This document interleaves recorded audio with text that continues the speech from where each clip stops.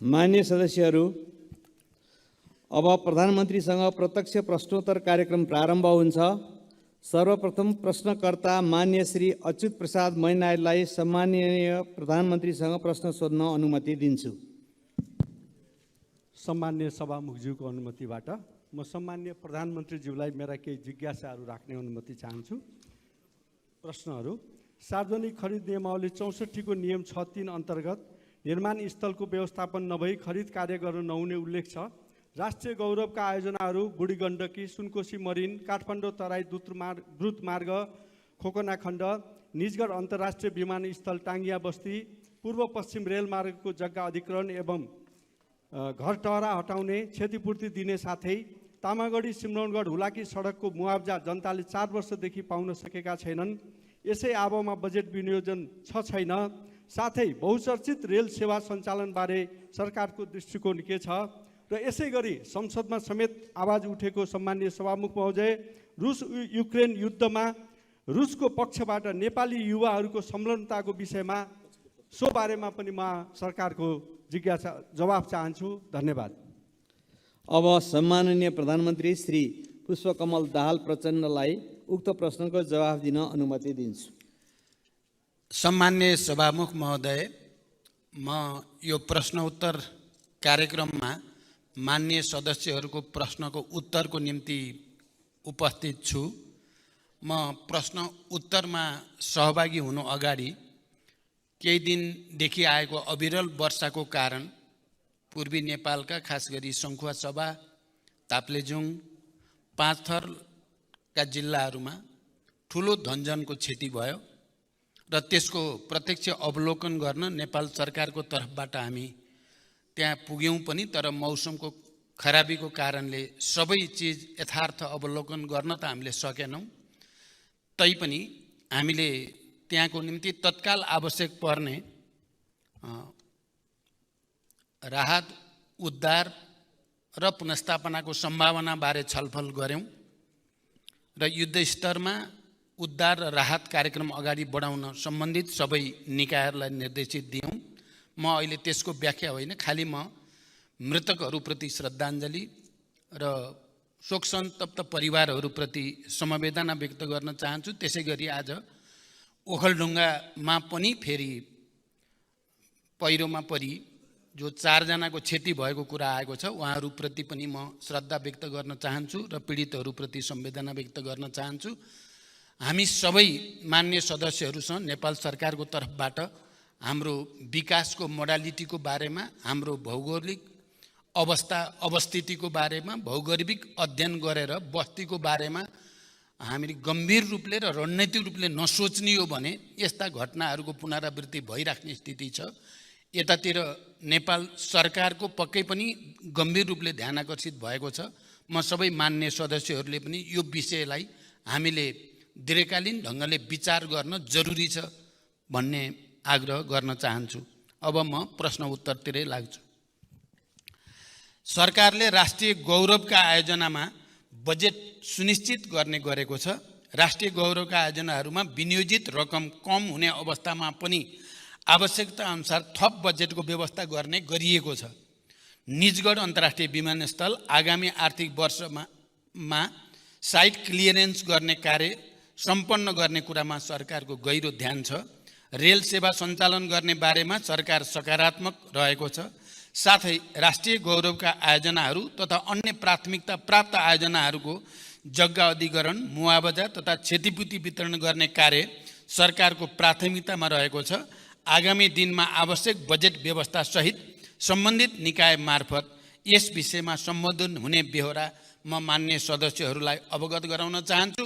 अन्तर्राष्ट्रिय राजनीतिमा घटिरहेका घटनाहरूप्रति नेपाल सरकारको गहिरो ध्यान छ भन्ने कुरा पनि म राख्न चाहन्छु। धन्यवाद। अर्का प्रश्नकर्ता मान्य श्री अजय कुमार चौरसिया। सम्मान्य सभामुख महोदय, सम्मान्य प्रधानमन्त्रीज्यू, लगभग 70% राजस्व मध्य प्रदेशको वीरगञ्जबाट सङ्कलन हुन्छ।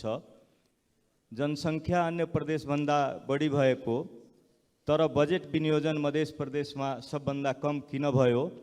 पर्साको वीरगञ्ज सरकारको प्राथमिकतामा किन परेन, वीरगञ्ज सहरको स्तरोन्नतिको लागि के कार्यक्रम आएको छ। सम्माननीय प्रधानमन्त्रीज्यू, वीरगञ्जको नारायणी उपक्षेत्रीय अस्पताल, ठाकुराम बहुमुखी क्याम्पस, आदर्श नगर र नारायणी रङशालाको स्तरोन्नतिको लागि कति रकम विनियोजन भएको छ।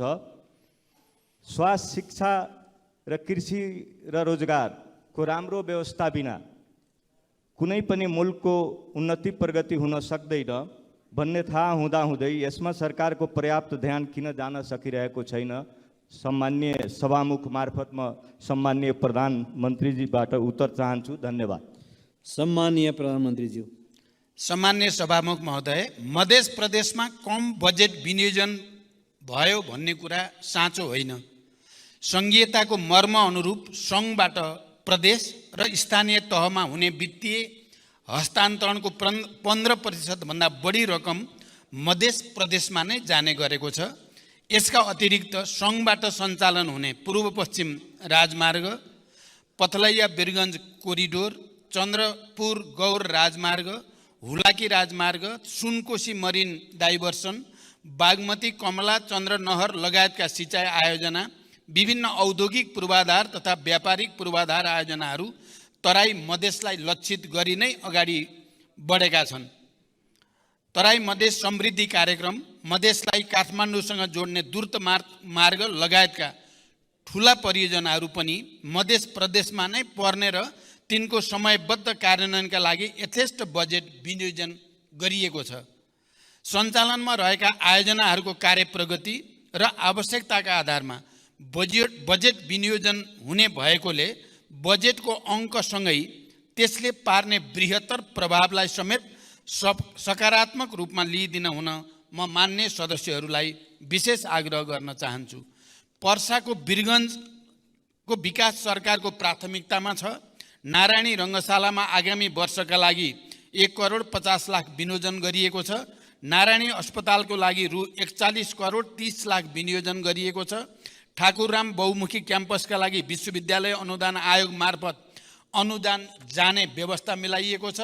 सरकारले मानव जीवनसँग सम्बन्धित अत्यावश्यक विषयहरू स्वास्थ्य, शिक्षा, कृषि र रोजगारीलाई उच्च प्राथमिकतामा राखेको छ।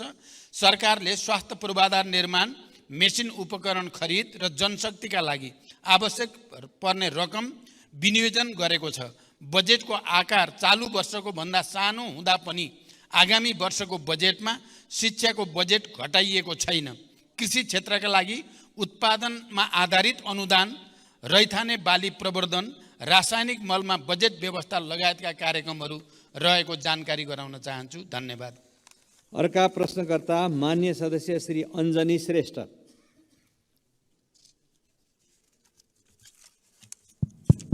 सम्माननीय सभामुख महोदय, सम्माननीय सभामुख मार्फत प्रधानमन्त्रीसँग प्रश्न राख्न चाहन्छु।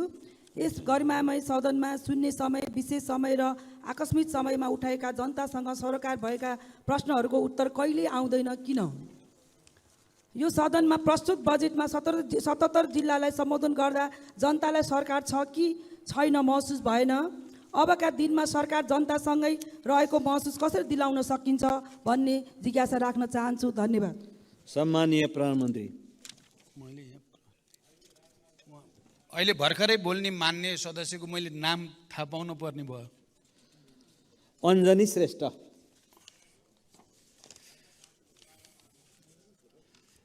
सम्मान्य सभामुख महोदय, सम्मानित सदनमा शून्य समय र विशेष समयमा मान्य सदस्यले उठाएका विभिन्न प्रश्नहरूमा सरकार संवेदनशील भई तिनको जवाफ नियमित रूपमा दिइ नै रहेको छ।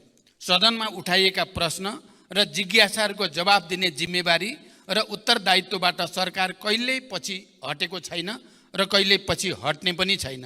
राष्ट्र र नागरिकको समग्र हित तथा समुन्नतिका लागि सरकार सदैव प्रयत्नशील रहँदै आएको छ र प्रयत्नशील रहि नै रहनेछ। जनसरकारका विविध विषयलाई उचित सम्बोधन गर्दै तथा विकास निर्माण कार्यलाई गति दिँदै सरकार र नागरिक बीचको सम्बन्धलाई सुदृढ बनाउन सरकार दृढ सङ्कल्पित रहेको जानकारी गराउँछु। धन्यवाद। अर्का प्रश्नकर्ता मान्य श्री अनिता देवी। माननीय श्री अनिता देवी,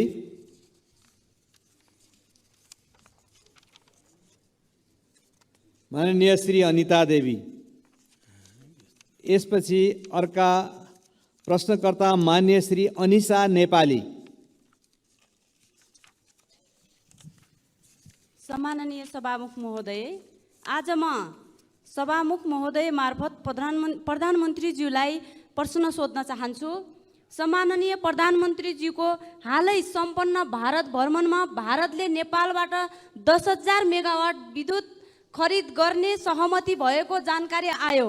उक्त 10,000 मेगावाट कुन कुन आयोजनाबाट, के कति परिमाण र कुन दरमा भारतले खरिद गर्न खोजेको हो? खरिद सम्झौता कहिलेबाट सुरु हुन्छ र कहिलेसम्मको लागि हो?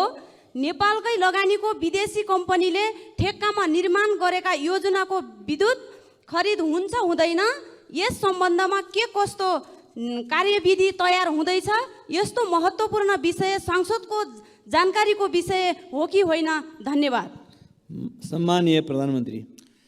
सम्मान्य सभामुख महोदय, भर्खरै मैले मित्र राष्ट्र भारतको भ्रमण गर्दा नेपालको जलविद्युत विकासका लागि लगानी भित्र्याउन र उत्पादित विद्युत निर्यात गर्ने सम्बन्धमा महत्त्वपूर्ण कार्यहरू भएका छन्। भारत सरकारले आगामी 10 वर्षमा नेपालबाट 10,000 मेगावाट जलविद्युत खरिद गर्ने प्रतिबद्धता भारतीय प्रधानमन्त्री श्री नरेन्द्र मोदीजीले व्यक्त गर्नुभएको कुरा अवगत भएकै छ।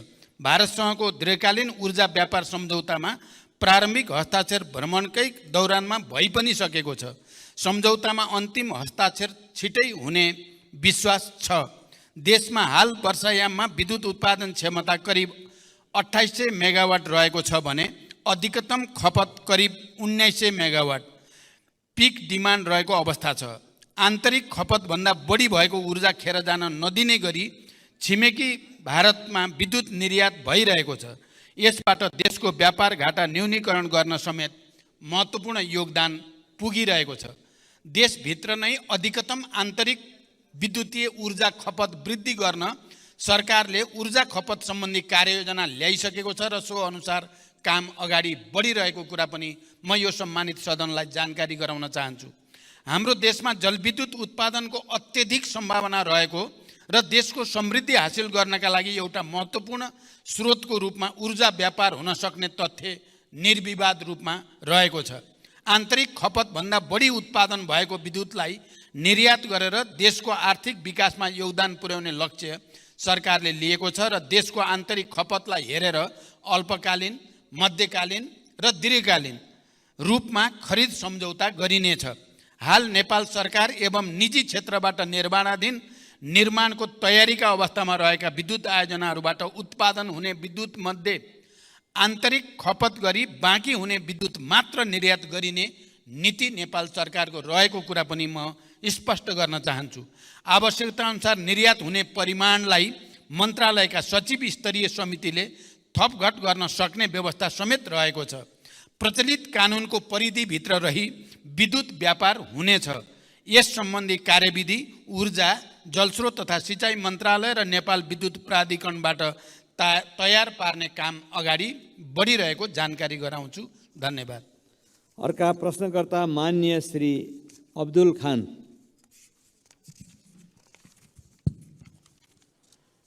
सम्माननीय सभामुख महोदय मार्फत सम्माननीय प्रधानमन्त्रीज्यूलाई प्रश्न सोध्न चाहन्छु।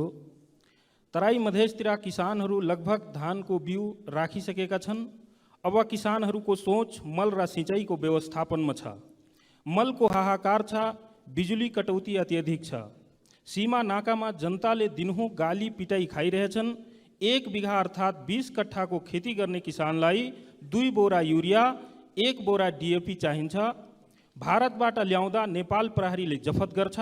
न त हामी दिन सक्छौँ, न त ल्याउन दिन्छौँ, न त हामी किसान कार्ड बनाउँछौँ, न त हामी नाका खोल्छौँ। जनताले कसरी सरकारको अनुभूति गरियोस्? सभामुख महोदय, त्यस्तै पैसा तिरेर पनि हाम्रो सरकारले किन मल समयमा किन्न सकिरहेको छैन?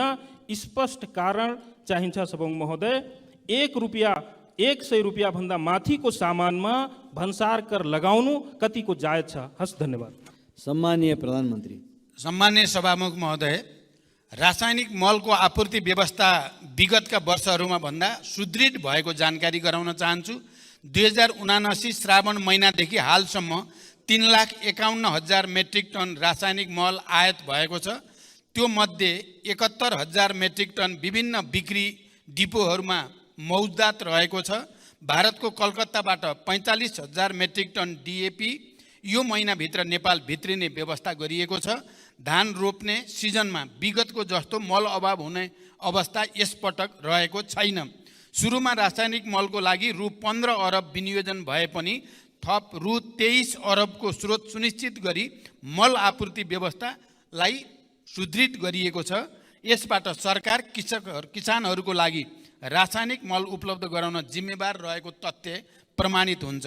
मलको आयातमा सङ्घीय मन्त्रालयलाई जिम्मेवार बनाइएको छ भने वितरण कार्यमा प्रदेश र स्थानीय तहहरूलाई परिचालन गरिएको छ।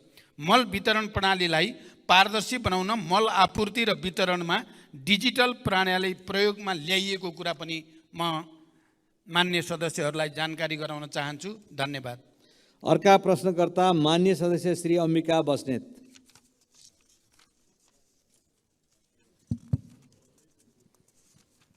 सम्माननीय सभामुख महोदय मार्फत सम्माननीय प्रधानमन्त्रीज्यूसँग जिज्ञासा राख्न चाहन्छु।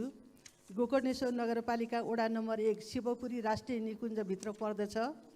त्यहाँ सर्वसाधारण नागरिकहरूको बसोबास पनि छ। त्यो बस्तीभन्दा बाहिर बस्ने नातागोता भाइ साथीभाइहरू आउँदाखेरि शुल्क तिरेर मात्र जानुपर्छ। त्यही क्षेत्रभित्र गोसाइँकुण्ड जाने बाटो पनि छ, हेलम्बु जाने पुरानो बाटो पनि छ। तर निकुञ्जलाई शुल्क नबुझाइ सहजै अभिलेखीकरण मात्र गरेर आवत जावत गर्न पाइँदैन। यसभन्दा पहिला शुल्क नलाग्ने भनी 2 चोटि क्याबिनेटले निर्णय गरिसकेको भए पनि कार्यान्वयन नभएको जानकारी गराउन चाहन्छु। त्यही राष्ट्रिय निकुञ्जभित्र पर्ने टोखा छहरे हुँदै नुवाकोट जाँदा अभिलेखीकरण मात्र गरेर निर्विवाद आवत जावत गर्न पाइन्छ। एउटै निकुञ्जभित्र त्यस्तो विभेदकारी नियम किन लागू भइरहेको छ? सम्माननीय प्रधानमन्त्रीज्यूसँग मेरो जिज्ञासा छ र साथै त्यस्तो विभेदकारी नीति हट्नुपर्छ भनी जोडदार माग पनि गर्न चाहन्छु। हस्, धन्यवाद। जय नेपाल। सम्माननीय सभामुख महोदय, फेरि मलाई नाम भन्दिन पर्ने भयो। यहाँ मेरो थोरै चाहिँ यो तलमाथि परेको छ। अम्बिका बस्नेत, मान्य श्री अम्बिका बस्नेतको प्रश्न छ यो। अम्बिका बस्नेत।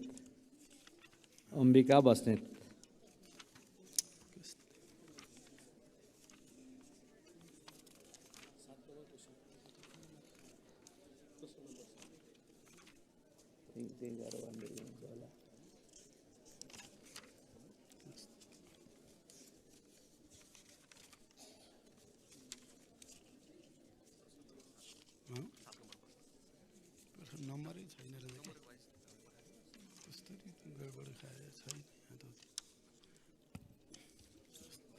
कसरी गडबड खायो प्रश्न साथै छैन। मान्य सदस्य, एकचोटि फेरि प्रश्न भनिदिन म अनुरोध गर्दछु। मेरो तयारीमा केही कमजोरी रहेको देखियो। सम्माननीय सभामुख महोदय मार्फत सम्माननीय प्रधानमन्त्रीज्यूसँग जिज्ञासा राख्न चाहन्छु। गोकर्णेश्वर नगरपालिका वडा नम्बर 1 शिवपुरी राष्ट्रिय निकुञ्जभित्र पर्दछ।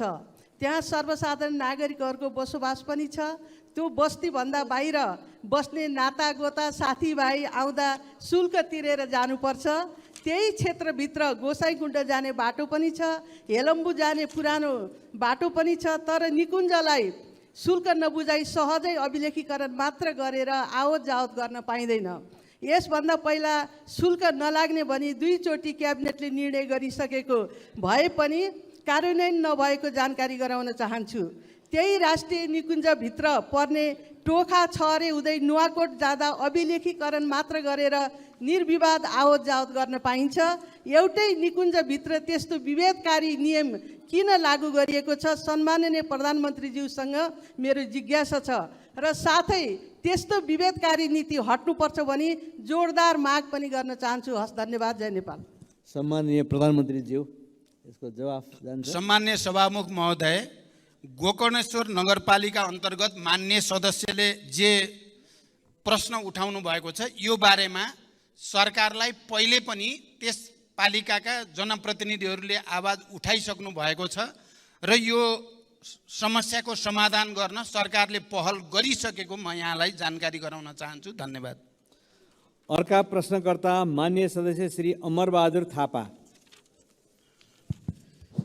माननीय सभामुख महोदय मार्फत सम्माननीय प्रधानमन्त्रीज्यूसँग मेरो प्रश्न छ। सरकारको नीति तथा कार्यक्रममा आगामी 80-81 को बजेटमा कर्णाली सुदूरपश्चिम र मध्य प्रदेशलाई विशेष व्यवस्था बजेटमा विशेष व्यवस्था गर्ने भन्नुभएको थियो र पुस्तिकामा हेर्दा कुनैमा देखिएन त्यो विशेष बजेट कहाँ छ, यसको प्रश्न चाहियो। र कर्णाली प्रदेश र मध्य प्रदेशका जनता गरिबीको रेखामुनि रहेका छन्। ती गरिबीको रेखामुनि रहेका जनताको जीवन स्तर कहिलेसम्म माथि उठ्छ, यसको जवाब चाहियो। र यो देशलाई उत्पादनतिर र यो देशको ढुकुटी बलियो बनाउने यो सरकारको के योजना छ र त्यो संसदलाई जानकारी चाहियो। धन्यवाद। सम्मानीय प्रधानमन्त्रीज्यू। सभामुख महोदय, मान्य सदस्यहरूले मध्य प्रदेशमा बजेट विनियोजनका सम्बन्धमा उठाउनु भएको प्रश्नका सम्बन्धमा मैले भर्खरै यस सम्मानित सदनलाई जानकारी गराइसकेको छु। मान्य सदस्यले कर्णाली प्रदेशमा बजेट विनियोजनका सम्बन्धमा पनि प्रश्न गर्नुभएको सन्दर्भमा कर्णाली प्रदेशका लागि लक्षित गरी कर्णाली समृद्धि कार्यक्रम सञ्चालित छ। हिमाली तथा उच्च पहाडी जीविकोपार्जन कार्यक्रम समेत कर्णाली प्रदेशको माथिल्लो भूभागमा सञ्चालन भइ नै रहेको छ। आगामी वर्षमा कर्णाली प्रदेशमा सिँचाइ तथा नदी नियन्त्रणका लागि छुट्टै बजेटको व्यवस्था गरिएको छ। कर्णाली कोरिडोर सडक राष्ट्रिय गौरवको आयोजनाका रूपमा सञ्चालित छ। राप्ती राजमार्ग, भेरी कोरिडोर, मध्य पहाडी लोकमार्गको कर्णाली खण्ड र मदन भण्डारी राजमार्गको कर्णाली खण्डका लागि सरकारले प्राथमिकताका साथ बजेट विनियोजन गरेको छ। शिक्षा स्वास्थ्यतर्फको बजेटमा समेत सरकारले कर्णालीलाई उच्च प्राथमिकता दिएर राखेको छ। र मान्य सदस्यले जो विकासको समग्र मोडेलको बारेमा कुरा गर्नुभएको छ, मैले पहिले नै यस सम्मानित सदनमा राखेको छु। हामीले नेपालको समग्र विकास मोडेलको बारेमा समीक्षा गर्नुपर्ने आवश्यकता छ र त्यो समीक्षालाई अगाडि बढाउने कुरामा नेपाल सरकार गम्भीर रहेको ध्यानाकर्षण म गराउन चाहन्छु। धन्यवाद। अर्का प्रश्नकर्ता मान्य सदस्य श्री अमरबहादुर रायमाझी। सम्माननीय सभामुख महोदय मार्फत सम्माननीय प्रधानमन्त्रीज्यूलाई केही प्रश्न राख्न चाहन्छु। संसारको ध्यान क्लिन इनर्जीमा गइरहेको छ, तर हाम्रो सरकार यसप्रति बेखबर हो कि जस्तो छ। शक्ति केन्द्रको स्वार्थप्रति नतमस्तक हो बुझ्नै सकिएन। अस्ति प्रधानमन्त्रीज्यू भारत भ्रमण भयो। हाम्रो 10,000 मेगावाट क्लिन इनर्जी भारतलाई बेच्ने सम्झौता गर्नुभयो भने उता पेट्रोल, डिजेल, ग्यास, मट्टीतेल जस्ता उच्च कार्बन उत्सर्जन गर्ने डटी इनर्जीको सजिलो पहुँचको लागि भरतपुरदेखि काँकरभिट्टासम्मको पाइपलाइन विस्तारको सम्झौता गरेर आउनुभयो। इनर्जी माथिको अर्काको नियन्त्रणले मुलुकको स्वतन्त्रता खतरामा पर्छ। हामी आफैले विकास गर्न सकिन्छ, तर विद्युत अर्कालाई सुम्पदैछौँ। के सरकारको योजना रणनीति हो? यो नयाँ युगको सुरुवात हो कि परनिर्भरता हो? परनिर्भरताको तयारी हो? जिज्ञासा गर्न चाहन्छु। धन्यवाद। सम्मानीय प्रधानमन्त्री। सभामुख महोदय, हाल देशमा हाइड्रो पावर, सोलर, बायोग्यास जस्ता स्वच्छ ऊर्जा क्लिन इनर्जीको स्रोतबाट विद्युत ऊर्जा उत्पादन भइ नै रहेको छ। वर्षायाममा विद्युत ऊर्जाको मागभन्दा आपूर्ति बढी भइरहेको अवस्था पनि छ। देशमा विद्युतीय र पेट्रोलियम दुवै ऊर्जाको प्रयोग भइरहेको छ। विद्युतको प्रयोग बढाउँदै लाने र पेट्रोलियम पदार्थको प्रयोग कम गर्दै क्रमशः विस्थापित गर्ने सरकारको नीति छ भन्ने कुरा म स्पष्ट गर्न चाहन्छु।